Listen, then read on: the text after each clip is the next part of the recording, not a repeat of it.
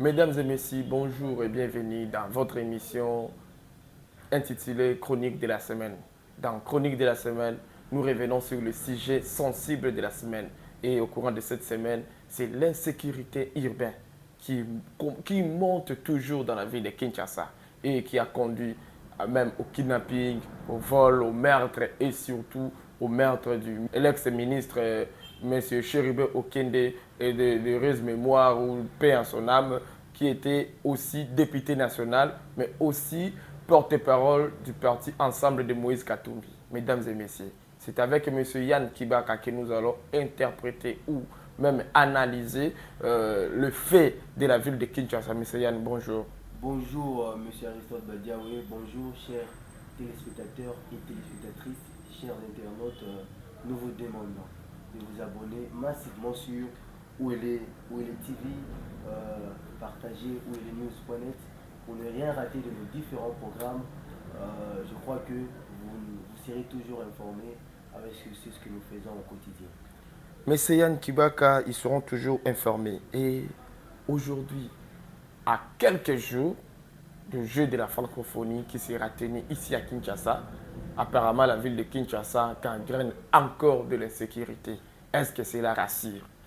Je crois que les internautes, s'ils sont vraiment scotchés même à l'humeur, ils comprendront que nous parlons même avec un humeur pas assez vif, voyez, parce que nous sommes tellement, nous sommes stigmatisés de par ce qui se passe à Kinshasa aujourd'hui, à quelques jours de l'ouverture du début des Jeux de la francophonie.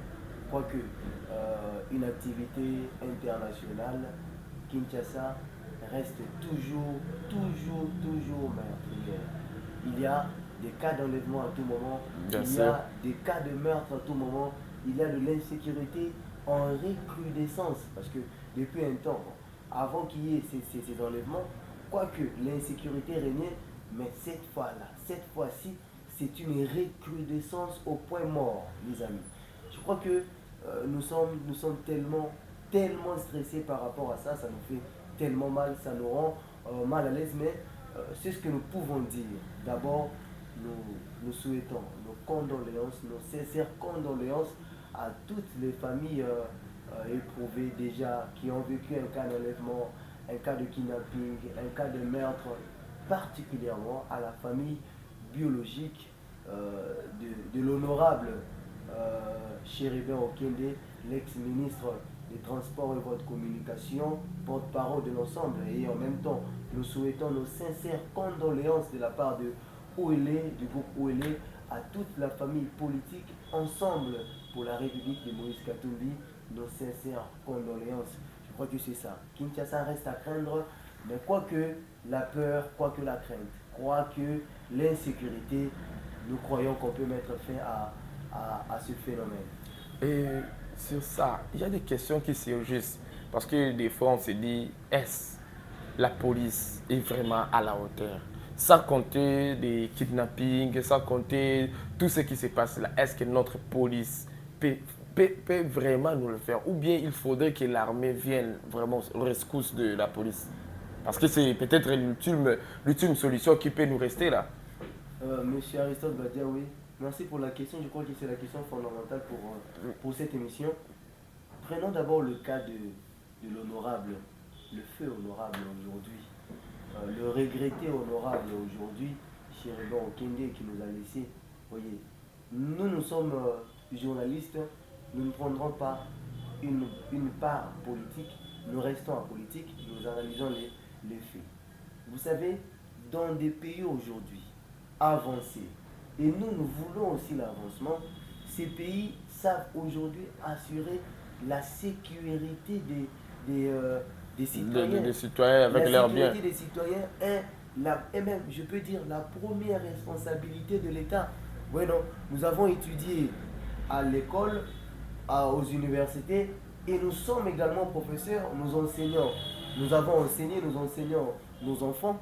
Nous savons qu'il y a des tâches qui sont réparties. Bien sûr. La police a la tâche de sécuriser les citoyens et leurs biens. Et leurs biens. Non seulement les citoyens, mais et leurs biens. Bien sûr. Voyez, alors que l'armée a pour tâche de sécuriser l'intégrité nationale, territoriale. Donc combattre contre les ennemis intérieurs et extérieurs. Oui, aujourd'hui, c'est un cas. C'est une compétence qui relève de la police, des compétences de la police. Mais quoi qu'il en soit, nous ne sommes plus dans un cas seulement de la sécurité des populations, de la population et également de leurs biens. Mais nous sommes dans un cas où Kinshasa est infiltré. Parce qu'il y a des ennemis intérieurs comme extérieurs. Il y a des gens qui sont congolais, mais qui ne sont plus congolais mentalement. Parce que ce qu'ils font veut dire simplement qu'ils sont aujourd'hui des ennemis des Congolais. Voilà, c'est un Congolais mais qui devient ennemi des Congolais. Voilà. Quand un Congolais devient ennemi des Congolais, il faut combattre ce Congolais-là. C'est là que moi... C'est à ce moment-là que vous expliquez votre infiltration. Oui, c'est dans ce sens-là que j'explique mon infiltration.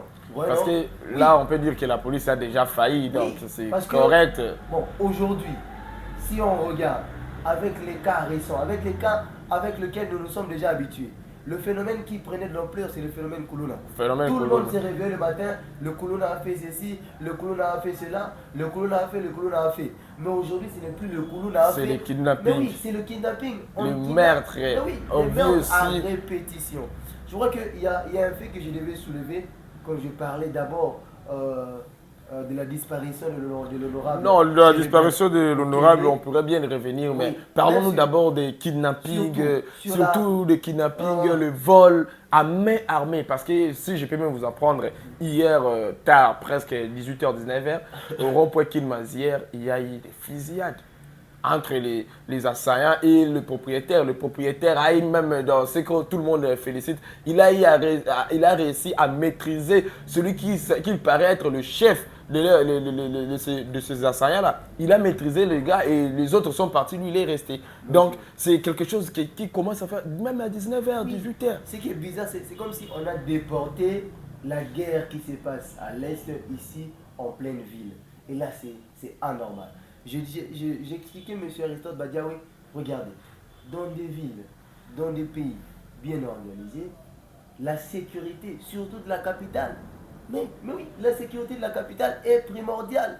La sécurité, non mais, regardez, dans les pays bien organisés, il y a aujourd'hui un système, comment on appelle ça encore, un système de caméras cachées partout. Mais nous, Matata Point avait placé des caméras de surveillance, mais ça ne marche plus. Ah, prenons le cas, c'est pourquoi j'évoquais le cas de l'honorable, les cas qui se font en pleine ville, les routes nationales, les routes fréquentées, les routes publiques. Mais comment on peut enlever quelqu'un sur la route publique? Sans toutefois qu'il y ait même une courte vidéo. Bon, ce sujet-là, on va vraiment revenir, M. Yann. Il y a vraiment à boire à manger sur ça. Je disais aujourd'hui, même les kidnappings. Ben oui, aujourd'hui, la police marche avec les nouvelles technologies de l'information et de la communication. Par là, on peut repérer. Combien de cas on a déjà repéré aujourd'hui, des gens, de cas d'enlèvement? Il y a des gens qu'on enlève. Ouais. L'histoire dit même. Voyez, nous avons appris avec les histoires comment ces choses se font. Ouais. Les gens sont enlevés comment? Mais comment on peut enlever quelqu'un en pleine route nationale? La police n'est pas informée parce qu'il n'y a aucun moyen technologique qui peut nous aider à s'y prendre. Mais Yann, si je peux même vous faire rire, quand celui qu'on surnomme Isaac Kaba a dit, mais c'est le général Kasson lui a posé la question, papa, combien de motos il va tirer l'eau? Combien de motos il va tirer l'eau? Et il regarde le général, 150, le général dit quoi? Donc, cela démontre que même le général n'est pas au courant. Qu'est-ce qui s'est fait? Ou bien, bon, il y a aussi un autre angle qui m'est venu. On dit que le Congo, ou bien les Congolais ne dénoncent pas. Est-ce que c'est notre faute à nous aussi? Parce qu'on ne dénonce pas. On ne dénonce pas. On me vole peut-être ma moto, on me vole mon argent. Je ne vais pas à la police pour dénoncer. C'est aussi peut-être dans ce sens-là. Je crois que je vais vous expliquer, M. Aristote Badiaoui, quelque chose. Regardez.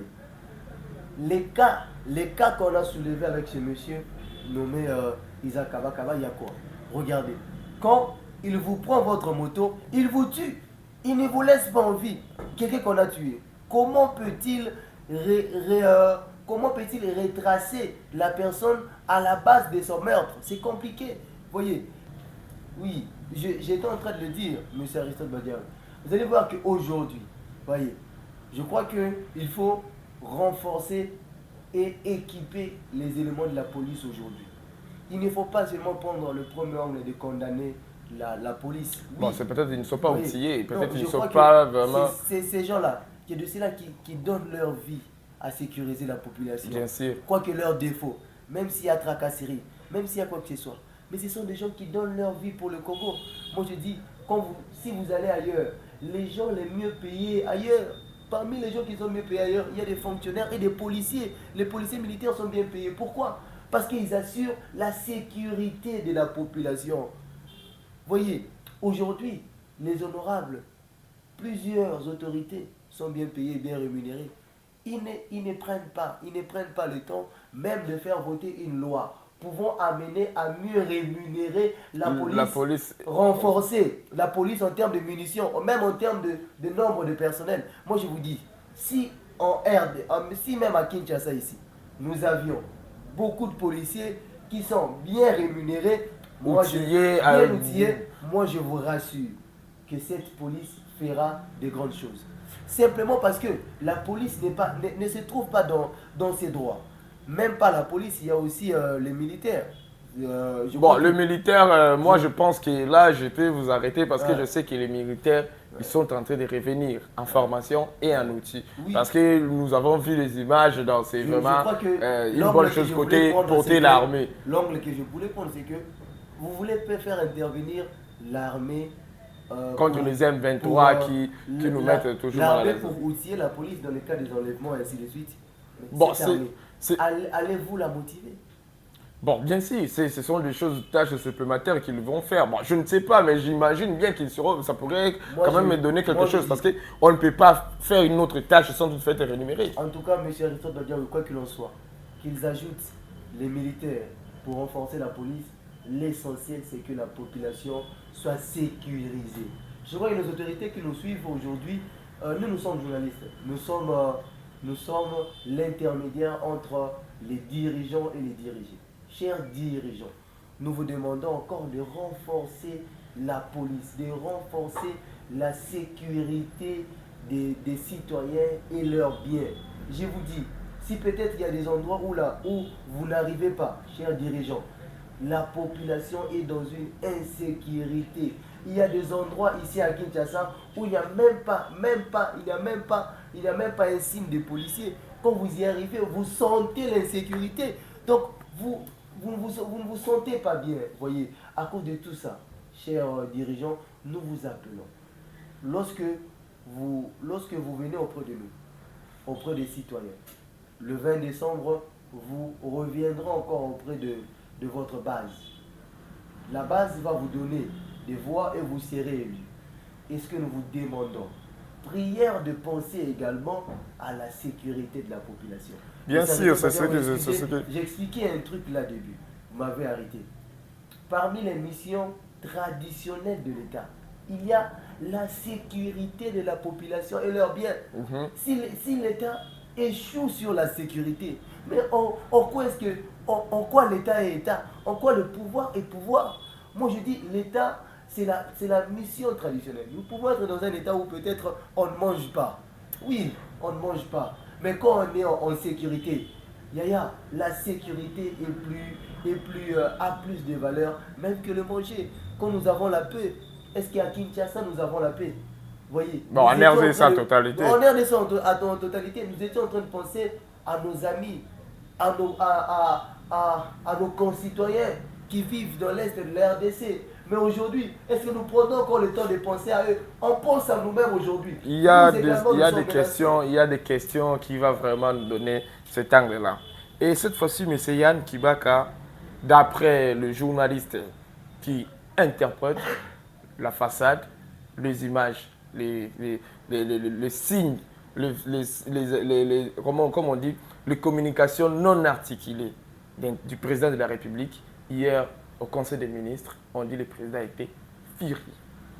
Il était furieux pourquoi? Il dit ne pas être satisfait de la sécurité de la ville de Kinshasa. 1. des kidnappings, 2, des vols à main armée et 3, même la mort de l'honorable Chéribé Okende, l'ex-ministre des Transports et des Voies de Communication, qu'ils ont même demandé une minute de silence, que le président même a demandé une minute de silence à sa mémoire. Est-ce que le ministre, est-ce que l'ancien ministre plutôt, peut-il mourir comme ça sans toutefois qu'il y ait des explications claires? Parce que jusque-là, ni la population, ni les médias ont vraiment les faits clairs. Qu'est-ce qui a conduit que le ministre, l'ancien ministre, bien sûr, vous pouvez me pardonner, parce que bon, on s'était habitué déjà, l'ancien ministre, M. Chéribé Okende, perde sa vie sans toutefois qu'il y ait des traces ni de suspects ultimes, ni de la scénario. Bien sûr, les gens disent que c'était un enlèvement. Est-ce que c'est vraiment clair, M. Yann? Merci beaucoup, M. Aristote. Et à qui surtout profite ce meurtre début, plutôt? Je crois vraiment que ce que j'ai dit au début est très intéressant, c'est que la ville de Kinshasa n'est pas sécurisée. Il y a de l'insécurité simplement parce que la police n'est pas mieux outillée et la police n'est pas aussi forte que ça, n'est pas à la hauteur de la sécurité de la ville de Kinshasa. Je prends un cas.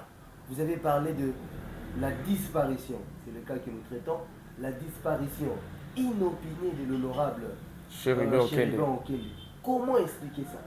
Ce n'est pas n'importe qui. C'est un député national, ancien ministre. Comment nous ne pouvons pas avoir même de la traçabilité de son meurtre? Mais c'est compliqué. Je vous disais, dans des pays bien organisés aujourd'hui, il y a de la traçabilité technologique.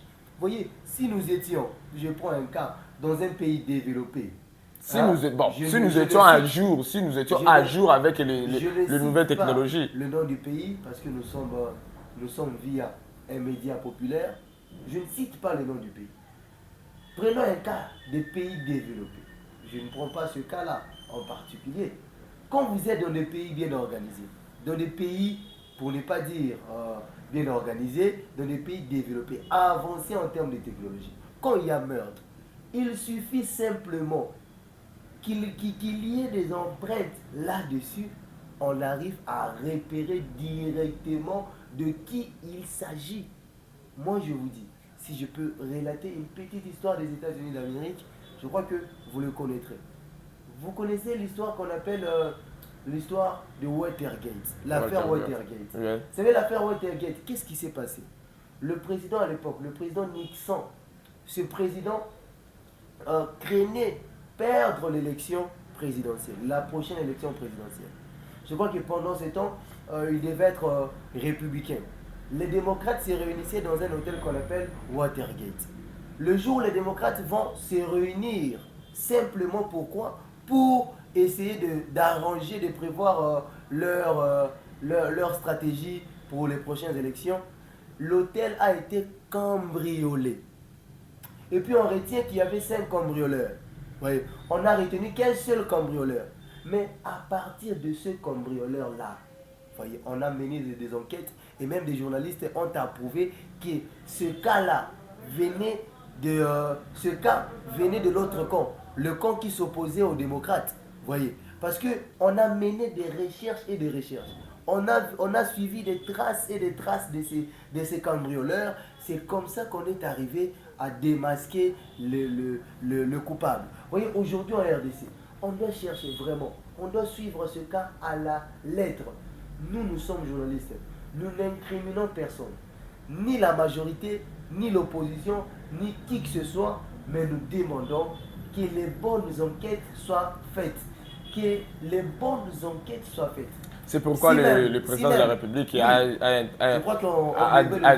dit au ministre de la Justice qu'il devait appeler aussi d'autres experts. Et c'est pourquoi ils ont opté pour des experts belges pour qu'ils viennent aussi s'associer. Je crois qu'on devait le dire, que la Belgique est disposée aujourd'hui à aider la RDC pour mener ces enquêtes jusqu'au bout. Voyez, je crois qu'en menant ces enquêtes, moi je demanderai personnellement aux experts belges de suivre vraiment rigoureusement les traces, les empreintes que nous disposons. Il y a une arme qu'on a retrouvée. Il y a tout. Vous voyez, non? Il y a une arme. Il y a tout par quoi on peut localiser de qui il s'agit. Et encore ça, Oui, je crois que le vrai coupable soit reconnu et que ce coupable puisse purger sa peine. Parce que c'est une perte énorme. Je crois que lorsque je l'ai appris, M. Aristote Badia, me permettez que je le dise, j'étais tellement touché. C'est un homme que je connais, que je connaissais vraiment bien, que j'ai aimé les idéaux, j'ai aimé sa gestion à la tête du ministère des Transports et Voies de Communication. C'est une perte énorme pour la République démocratique du Congo, en particulier pour l'ensemble, pour la République de Moïse Katumbi, à la veille des élections. Un porte-parole. Monsieur Yann Kibaka. Monsieur Yann Kibaka, comme nous aimons bien le dire, nous sommes arrivés à la fin. Le temps, c'est de l'argent, comme vous le savez. Qu'est-ce que vous voulez toutefois dire après avoir analysé et développé sur les phénomènes de kidnapping, de sécurité urbaine à Kinshasa et même l'enlèvement et le meurtre du ministre, de l'ancien ministre, pardon, M. Chéribé Okende, et député national? Merci beaucoup, monsieur Aristote Diaw. Je vous remercie de m'avoir choisi pour que nous fassions, pour que nous analysions cette thématique. Je crois que nous présentons encore une fois nos condoléances, nos sincères condoléances à toute la famille biologique et la famille politique de l'ex-ministre du Transport et Voies de Communication. Et également, c'est toute la République qui est en deuil. Nous, étant qu'à politique, nous n'incriminons personne. Je crois que le chef de l'État a manifesté sa volonté. Après qu'il soit désolé de cette situation tragique, je crois qu'il a aussi présenté ses condoléances. Il est touché par rapport à ça. Je crois que je dois souligner en fait sa volonté de mener des enquêtes, que les enquêtes soient menées afin que les vrais coupables puissent purger la peine, soient trouvés. Je crois que nous dirons, étant que journalistes, que les enquêtes soient menées, que les coupables soient reconnus et que ces coupables puissent purger leur peine et même que l'État puisse soutenir la police congolaise, la police quinoise, afin de renforcer la police pour que nous n'ayons plus Ok. le cas de kidnapping, d'enlèvement et autres. Merci, monsieur Yann. Nous sommes arrivés à la fin. Mesdames et messieurs, nous vous disons à bientôt.